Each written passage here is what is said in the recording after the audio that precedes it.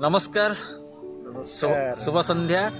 आज वितर्कित अपराह्न कौन खबर अध्यापक और कवि प्रसन्न स्वाई सह बीतब। कवि प्रसन्न भाई को मुझे स्वागत करुच्ची। प्रसन्न भाई केतबळे तांको ओठरे गुणगुणांती जीवनर साम संगीत, केतबळे निज सह पानीपत लड़ी क्षताक्त हुअन्ति, लहुलुहाण हुअन्ति, पुणी केतबळे पुरुष ईश्वर को स्तुति करती।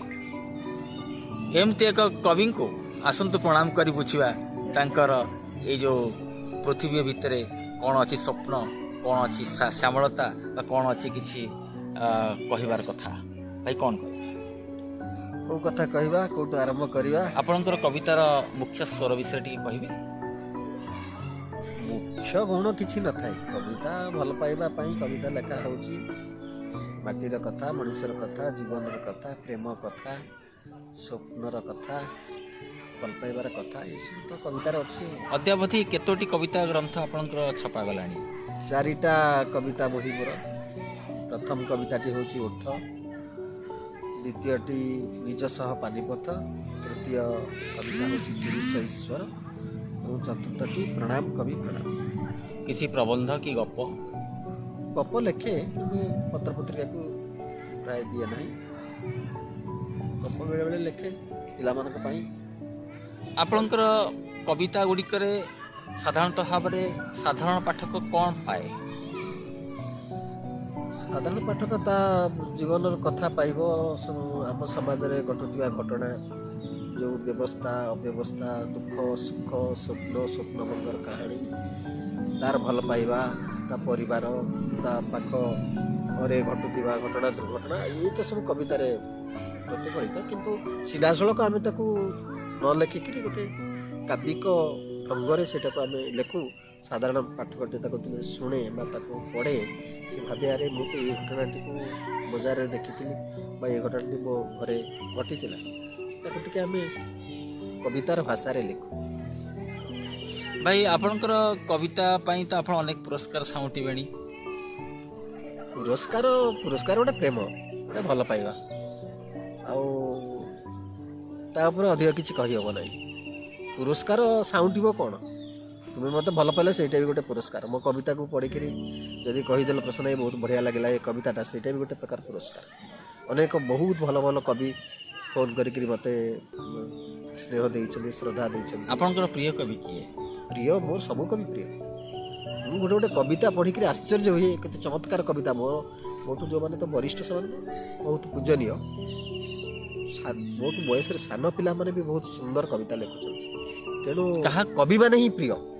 तेणु कह जाई परबेनी ये कवि प्रिय से कवि अप्रिय, कवि माने ही प्रिय। तथापि जेतबेला आपनकर मन टिके उणा हुए हल्का हवा पई काहा को पढ़ंती? सब समस्त पढ़िया क्या सेमती नहीं या ही पढ़ी सेमती किसी न था। मो पाखे ओडिशार प्राय सब कवि मानकर, समसामयिक कवि एवं वरिष्ठ कवि मानकर कविता बही एवं तरुण कवि मानकर कविता बही मो पाखे अच्छी।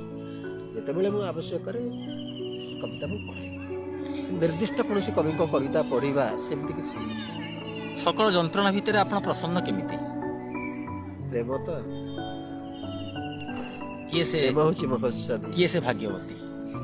भाग्यवती समस्त भाग्यवान, समस्ते समस्त को ठारू प्रेम पाइबा एवं समस्त को प्रेम देबा, यही मंत्रटी जानीगले कविता हम, जीवन हम, संसार हम, समाज हम, राष्ट्र हम, विश्व भी हम।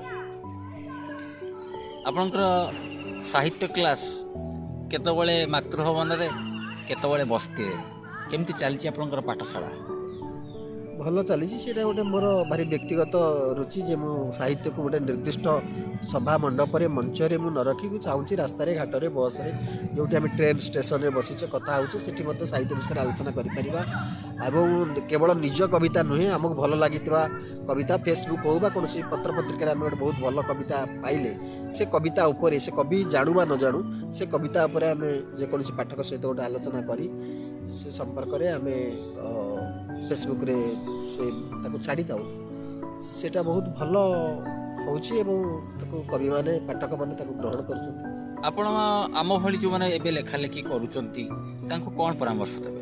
परामर्श परामर्श कवितार किसी लेखा न था परामर्श कहीं दि जाए प्रेरणा बा प्रेम दि जाए पारे भल पाइबा दि जाए पारे परामर्शटा गोटे सेटा गोटे शिक्षक भाया काम आउ कविता कौन गोटे परामर्श कविता हुए कविता गोटे छातीर कथा हृदयर कथा उच्छ्वासर कथा आवेगर कथा कविता परामर्श कविता पढ़िले तो गोटे सिहरण हुए किंतु गुड़ाए लोक नाक टेकती हाँ कौन कविता पढ़ा तांको कौन कहबे माने टेकती माने समस्ते जे कविता को भल पाइबे समस्त कविता को पढ़िबे सेटा भी आमे आशा करिया अनुचित कारण कविता हुए तो सूक्ष्म भाव में प्रभाव पकई पारे कि जन बाध्य नुहे कविता पढ़ाई समाज विविध कथा रही क्या चित्र भल लगुच क्या संगीत भल लगुच क्या मॉडर्न सॉन्ग भल लगुच क्या नृत्य भल लगुच ये समस्ते जे कविता पढ़े कविता को बुझे कविता को अनुभव करें कवितार बंची पारे सेमती कथा नुहे आम समस्त कहीं कह समस्त कविता पढ़ु शुणु जहाँ भल लगुच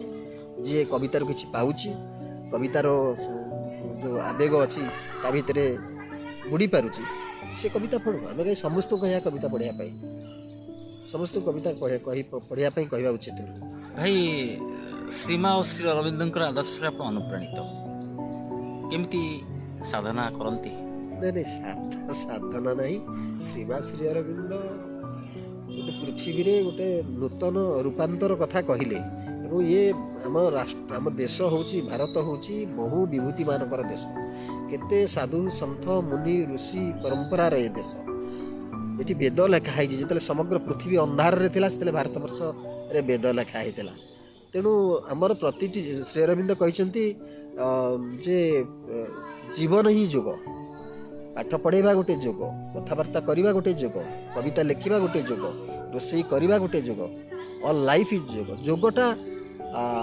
जीवन सहित समन्वित होकर रही श्री अरविंद कहते तेणु साधना कहले से आम आम नित्य जीवन भितर से साधना ही चली गोटे स्वतंत्र साधना किसी आवश्यक नहीं भाई शेष कौन खबर को केमती शुभेच्छा जणाइबे बहुत बढ़िया सुंदर गोटे व्यवस्था जमी मोर साहित्य क्लास से भली गोटे नुआ कार्यक्रम तुम देच मोर तुम प्रति बहुत भल पाइबा स्नेह